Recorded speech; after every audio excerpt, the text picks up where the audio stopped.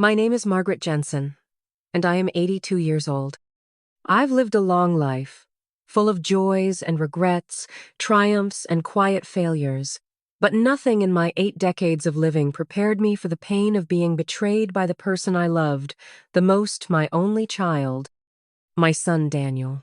If you're watching this and you're an older adult trying to plan for the future, or if you're a caregiver, please hear me out.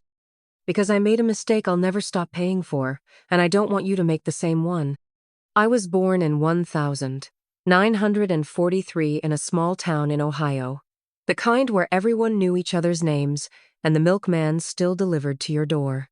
I met my husband, Richard, when I was just 18. We were married within a year. Life was simpler then. We didn't have much, but we had each other. We bought a modest 2-bedroom home on a tree-lined street, and when Daniel came along 5 years later, it felt like the world had given us a reason to dream bigger.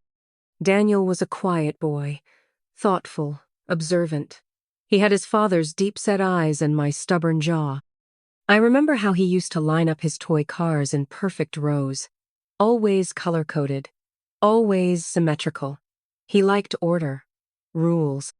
When his father died suddenly of a heart attack when Daniel was just 14, that order collapsed. I tried to be both mother and father, but grief has a way of thinning you out. I worked double shifts at the diner, clipped coupons and prayed over our meals, hoping I was doing enough. Daniel went to college on scholarships and loans. He studied finance and got a job with a well-known firm in Chicago. I was proud of him, of course, but there was always a distance between us after Richard dieted a silence we never filled.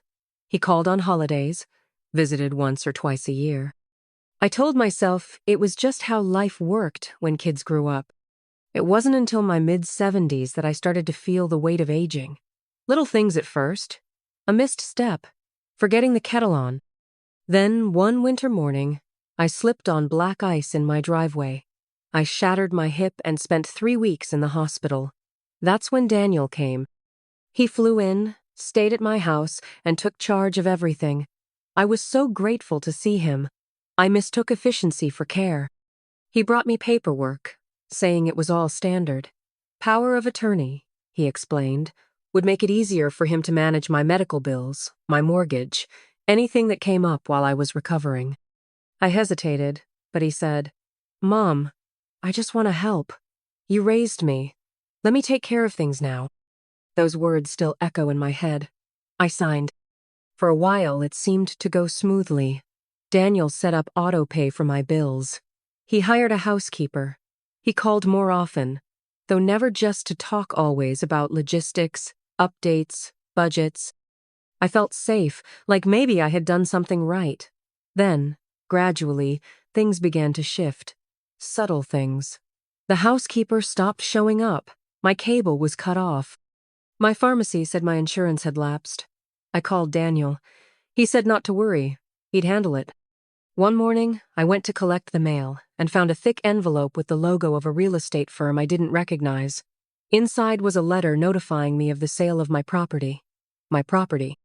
The home Richard and I bought. The garden I planted. The bedroom where I brought Daniel home from the hospital. I thought it was a mistake. I called Daniel. My hands were shaking. He sighed. Not in anger, but in the way someone does when they're tired of explaining something they think should be obvious. "Mom, the house was too much for you. It's old. Expensive. I found a buyer and got you a great deal. You're moving into a retirement community next month. Everything's already arranged." No discussion. No warning. No permission. He had sold my home. I didn't even know you could do that. But with power of attorney, apparently, you can. He had full legal authority to act in my name, and he did. The retirement community wasn't a community. It was a facility.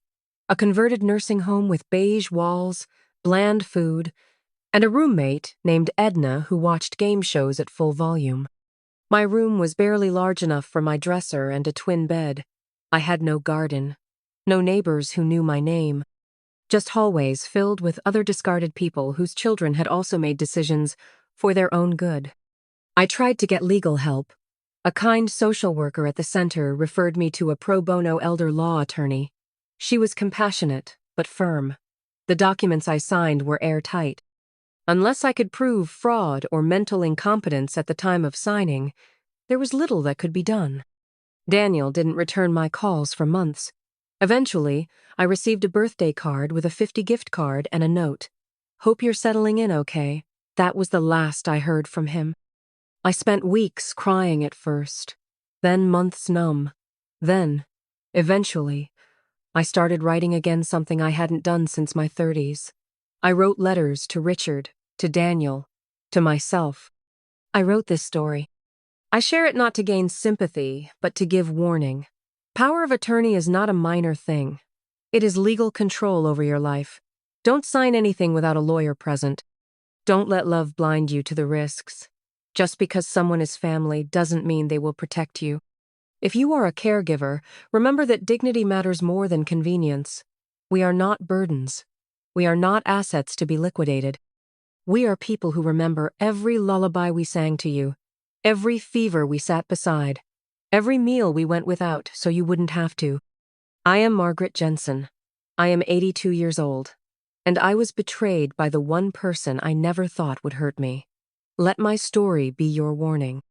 Because some truths come too late, but maybe mine will reach you in time.